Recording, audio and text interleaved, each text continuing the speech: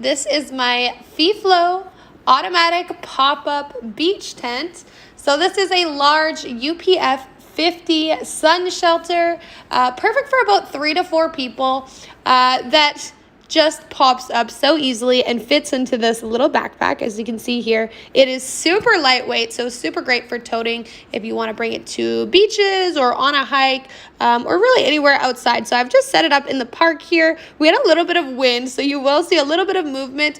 I didn't have sand to use the sandbags with it, but normally it would be less windy likely when you use it. So I'm just holding it stable there because, yeah, no sandbags being able to be filled. But really stays in place, pops up great, can fit tons of doggies too. As you can see here, mine loved it. You can zip up that back window as well if you want less airflow going through. However, if you're using it on a summer day, you probably want that breeze coming through. Very lightweight, love it, check it out.